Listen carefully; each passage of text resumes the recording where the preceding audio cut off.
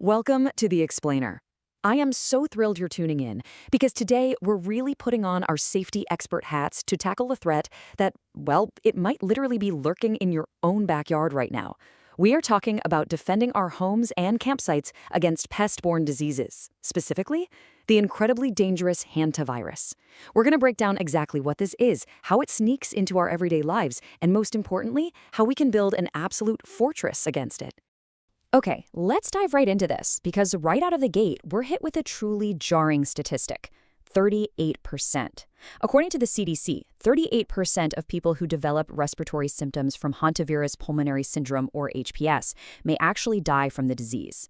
I mean, that is a massive, highly alarming number for something you could potentially catch just by, cleaning out your garage or sweeping out an old cabin. Now, we aren't here to panic, right? We're here to prepare. Understanding the sheer severity of this problem is absolutely crucial. It's the very first step in taking our home defenses seriously. So, think of this as our defense strategy briefing. We'll be covering the invisible rodent threat, how the virus actually spreads, spotting those tricky flu-like warning signs, seeking immediate medical help, and finally, defending our homes and campsites. Section 1, the invisible rodent threat. Gotta understand the enemy before we can build our defenses, right? So what exactly are we dealing with here? Well, hantavirus isn't just one single bug. It's actually a whole family of viruses. And the key thing to wrap your head around is that they are spread mainly by rodents. These viruses cause seriously severe, potentially deadly illnesses in humans all over the globe. So it's a worldwide threat. But here's the catch. It's totally invisible to the naked eye.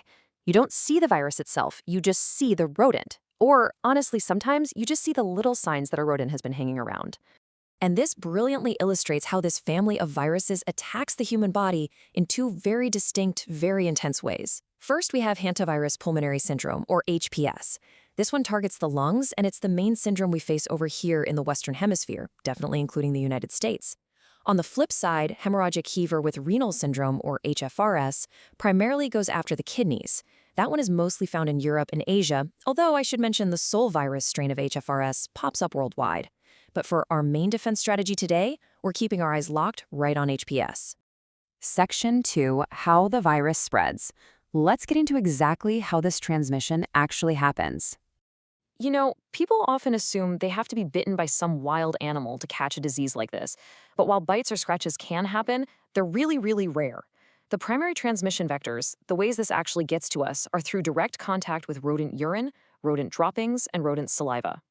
It's direct contact with these incredibly common, everyday remnants left behind by mice and rats in our sheds, our attics, or maybe around our tents that really puts us at risk. Oh, and quick note, person-to-person spread? Basically a non-issue, unless you happen to be dealing with the Andes virus, which requires super close contact with someone who's already sick. But for the vast majority of us, it's all about avoiding the urine, the droppings, and the saliva. And if you're tuning in from the United States, you absolutely need to know your primary adversary, the deer mouse. This little guy is the most common carrier causing HPS in the US, which means, unfortunately, this threat isn't localized to some remote, exotic jungle halfway across the world.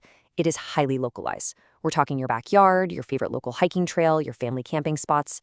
It's right there. Okay, moving to Section 3, spotting flu-like warning signs. This is where the virus gets incredibly deceptive. Seriously, the most alarming aspect of this virus is its incredibly long incubation period. Think about this.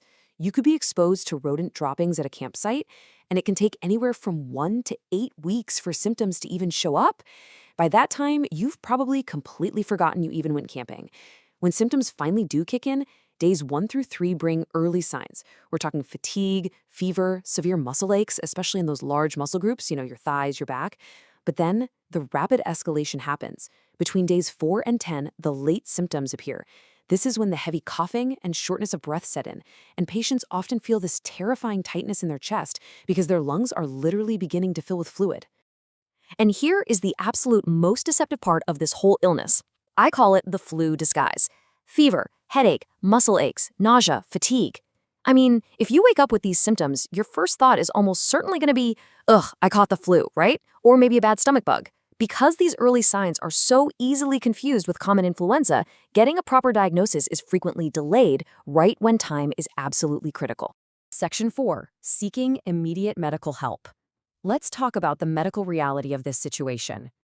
So we really have to ask the most pressing medical question here, right? Once this virus is in your system and those symptoms start escalating, what is the cure? What's the magic pill the doctors are going to give you to fix this? So the crucial point is, well, there isn't one.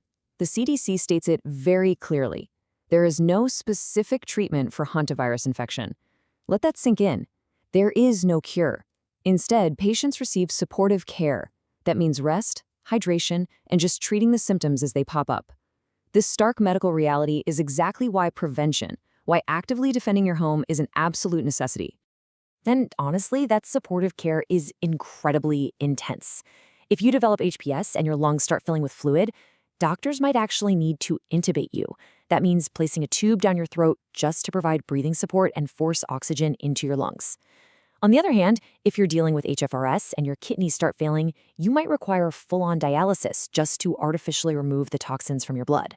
I mean, we're talking about severe, life-saving interventions here. We want to avoid ending up in that hospital bed at all costs.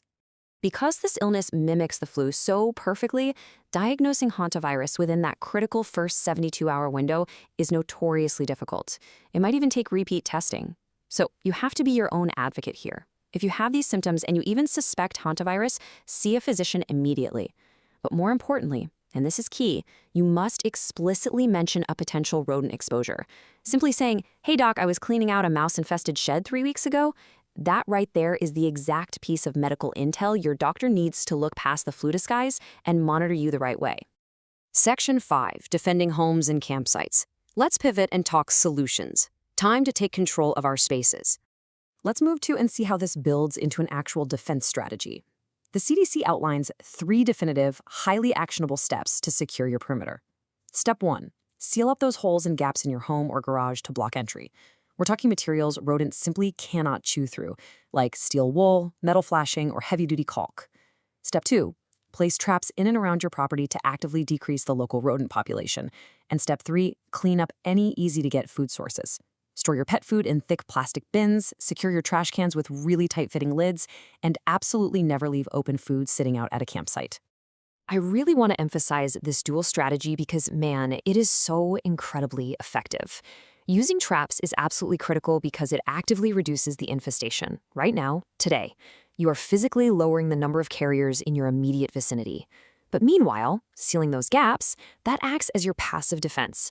It ensures that the remaining population stays strictly outside, right where they belong.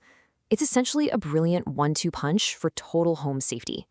We've covered the sheer severity of this invisible threat, the scary reality that there's no cure, and the simple, highly effective steps we can take to stop it in its tracks.